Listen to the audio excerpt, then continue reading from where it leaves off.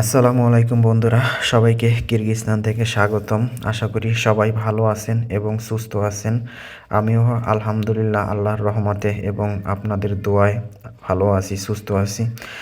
যাই হোক, বর্তমানের কিরগিজস্তানের পরিস্থিতি কী অবস্থা দেখতে পাচ্ছেন, সব কিছু আর কি এক কথায় সাদা হয়ে গেছে বরফ পরে। যা দেখতে পাচ্ছেন সাদা সাদা, এগুলো হচ্ছে সব বরফ এবং আমি হাঁটতেছি বরফের উপর দিয়েই। বরফগুলো খুব পিছলা, আমাদের সাবধানে হাঁটতে হয়, কারণ বরফ পরে উঁচা হয়ে থাকে, শক্ত হয়ে থাকে, তখন আমাদের বরফের উপর দিয়ে হাঁটতে হয়। তার কারণে সাবধানে হাঁটতে হয়। দেখতে পাচ্ছেন কী অবস্থা, বাড়ির চাল থেকে শুরু করে রাস্তাঘাট সব কিছু এক কথায় সাদা হয়ে গেছে বরফ পরে। তাই আপনাদের দেখালাম দেখেন কিরগিজস্তানের পরিস্থিতি কতটাই ভয়াবহ।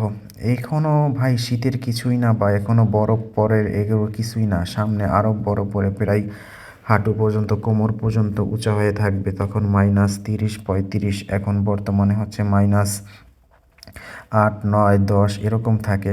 তখন -30, 35 থাকবে, তখন বুঝে নালা কী অবস্থা হবে। তখন বাইরে তো বের হতেই পারবো না, সব সময় রুমবন্দি জীবন থাকতে হবে, রুমেই থাকতে হবে। যদি কখনো প্রয়োজন পড়ে বাইরে বের হওয়ার, তখন হয়তো এক কথায় প্যাকেট হয়ে বাইরে যেতে হবে। সব কিছু পরিস্থিতি নিয়ে বের হতে হবে। আর বাইরে বের বেশি একটা হয় না মানুষজন, কারণ প্রচণ্ড পরিমাণ শীত, তার কারণে বেশি একটা কাজ কামও থাকে না। তাই এই শীতের ভিতরে বাইরের কাজ করাও সম্ভব না। যারা কাজ করে হয়তো ঘরে বসেই কাজ করে, তাদের নিজস্ব হিটার আছে বাড়িতে, হিটার জ্বালিয়ে জ্বালিয়ে থাকতে হয় রুমের ভিতরে। দেখতে পাচ্ছেন রাস্তাঘাটের কী অবস্থা। এগুলা কিন্তু কোনো বৃষ্টি হয়নি, এগুলো হচ্ছে বরফ পরে আর কি পানি জমে আছে রাস্তাঘাট, বাড়িতে। এখানে বৃষ্টি না, এগুলো হচ্ছে সব বরফের পানি, দেখতেই তো পারছেন। তাই আপনাদের দেখানোর চেষ্টা করছি। দেখছেন কিরগিজস্তানের পরিস্থিতি কী ভয়াবহ, কঠিন শীতের জন্য।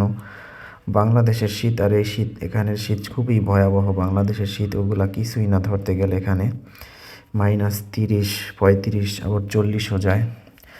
যাই হোক, আমার ভিডিও যদি ভালো লাগে অবশ্যই আমার পেজটিকে ফলো করে দিবেন। আর ইউটিউব থেকে দেখলে আমার চ্যানেলটিকে সবাই সাবস্ক্রাইব করে দিবেন। সবাই আমাকে একটু বেশি বেশি করে সাপোর্ট করবেন। আর ভিডিওটা ভালো লাগলে সবাই শেয়ার করবেন। ধন্যবাদ, ভালো থাকুন। আর ভিডিওটা কেমন লাগলো অবশ্যই আমাকে কমেন্ট করে জানাবেন সবাই। যদি ভালো লাগে ইনশাল্লাহ আপনাদের